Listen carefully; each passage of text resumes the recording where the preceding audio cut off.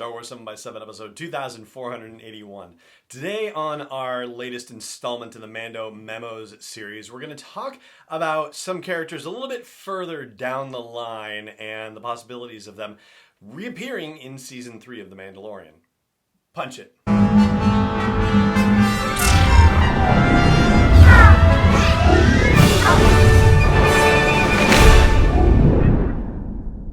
Hey Rebel Rouser, I'm Alan Voivod and this is Star Wars 7x7, your daily dose of Star Wars joy.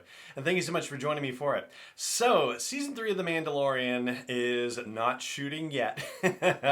Hopefully it'll start shooting soon, and at this point, 2022 is when we're looking for it, but we've been spoiled. We've been spoiled to get the series in 2019 and 2020, and so we also have the embarrassment of riches coming with the Book of Boba Fett and the Andor series and the Obi-Wan Kenobi series and supposedly the Ahsoka series to begin shooting after those. So it's a good time to be a Star Wars fan in terms of all this live action storytelling, to be sure. So we've been talking about the characters that we met in Season 2 of The Mandalorian, or re-met, as the case may be, and the things that we learned about them and what we might end up seeing for them potentially in Season 3, but we've kind of stayed at the top level for the most part, or, not gone too deep in the character hierarchy. And to give it a little more framework for that, there's sort of 4 levels of characters when it comes to these ongoing live action series. There are the starring characters about whom the story really is about, so the Mandalorian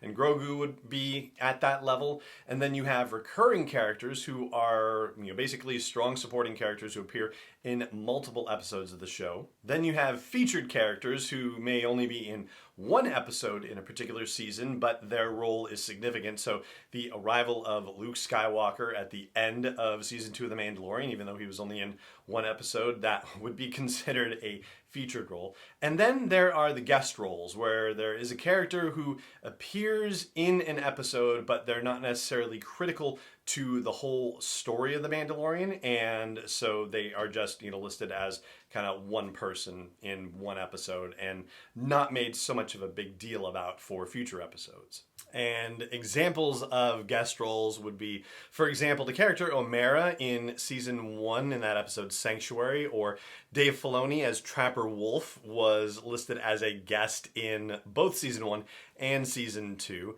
And that sort of example is actually kind of interesting because there are some characters that appeared in multiple seasons, but their role kind of changed. I think Dave Filoni's character of Trapper Wolf is the only character where it was a guest in Season 1 and a guest in Season 2.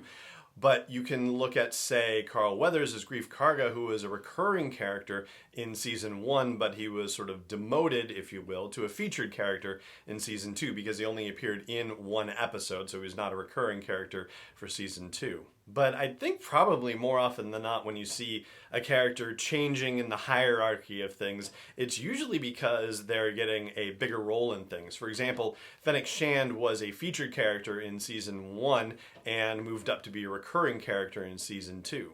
And the same goes for Peli Motto, and then, a little bit lower, moving up the chain, Mithril was a guest in Season 1, just appearing in that very first episode very briefly, but was listed as a featured character for Season 2 because he played a more significant role in that episode, The Siege. Now, we've talked about Fennec on a previous episode, but characters like Peli Motto or Mithril or even Frog Lady, who's appeared in a couple of episodes and so is technically recurring at this point. The roles are smaller by comparison, but it certainly seems like the creators of The Mandalorian want to do something with those characters. And also, I do think in particular Carson Teva as well.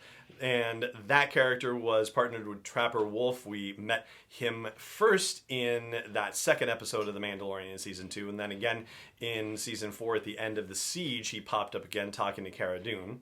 Now, I wouldn't say that we learn a heck of a lot about Peli Motto or about Mithril or about Carson Teva in Season 2, but I do think that we are going to see all 3 of these characters in Season 3 of The Mandalorian, and I'll tell you why. As regards Peli-Motto, well, there's still reason for the Mandalorian to go back to Tatooine yet again. Aside from the fact that he actually has a history on Tatooine, we found out in Season 2 that he spent some significant time on Tatooine when he was younger. There's also the fact that Boba Fett has gone to ground on Tatooine and is now going to do whatever the heck he's going to do with the Book of Boba Fett. And the fact that there's been implications that his series and The Mandalorian will tie together in some fashion. Every reason to believe that The Mandalorian is going to go back, and if he has the opportunity, why wouldn't he end up in the docking bay being run by Peli-Motto? He's already been back once for her, so there's every reason to believe that if he goes back there, that's exactly where he's going to go back, and we will see her again in some other absurd comedic situation. And he's going to have to explain to her why he doesn't have Grogu anymore, why he doesn't have the baby. So, yeah, that's going to be fun for sure. As far as Mythrol goes, and, you know, it also speaks a little bit to the Greef Karga situation. Now that the whole Grogu storyline is at least, you know, on hold for now, or at least, you know, the Mandalorian isn't doing anything with Grogu as far as we know, he's going to be going back to what he knows and loves, which is bounty hunting, and that means he has to go back to the Bounty Hunters Guild. So there's every reason to believe that he's going to be heading back to Navarro as his base of operations, and that also means that we could see Greef Karga again, and maybe he'll move back up from featured to recurring at that point, possibly, depending on how the season unfolds. But I feel like there's every reason to believe that the Mandalorian is going to go back to Navarro as his base of operations if he can, because he really doesn't want to have anything to do with this whole Darksaber business and Mandalore and whatnot, unless he needs to reconnect with his tribe. There's, you know, that to consider as well. But ultimately, he needs to make money for himself, which means bounty hunting, which means the guild, which means Navarro, basically. And as far as Carson Teva goes, well, he talked in the 4th episode of the season about how something bigger, you know, more intense was happening in the Navarro sector, and that he needed more information about it and was looking for help, basically. Well, the Mandalorian is really going to put himself on the radar of the New Republic in a positive way, for once, as a result of the capture of Moff Gideon and turning him in for the bounty, assuming that he's able to do that. Who knows what will happen at the beginning of Season 3, but, you know, the idea that they're already aware of the Mandalorian, they're already aware of nefarious doings afoot in the Navarro sector, or the sector that includes Navarro, and this whole Rangers of the New Republic thing, which, you know, like, who knows what that actually is about, but it wouldn't be a surprise to see Carson Teva being part of that whole situation, or at least trying to be more involved in whatever bigger schemes are happening inside the sector that includes Navarro. And so, yes, I think he is probably a lock for some kind of role in Season 3 as well. And the last two characters that I would mention, one of whom was featured, one of whom was recurring, so that would be Axe Woves, who is the featured Mandalorian, and Casca Reeves, who is the recurring Mandalorian that we met accompanying Bo-Katan in various episodes in Season 2 of The Mandalorian. I think it's fair to say that we'll see both of them in Season 3 as well, because, man, this whole Darksaber thing is going to be a thing. And that is what I've got for you on guest and featured and recurring characters for The Mandalorian as part of this week's Mando Memo.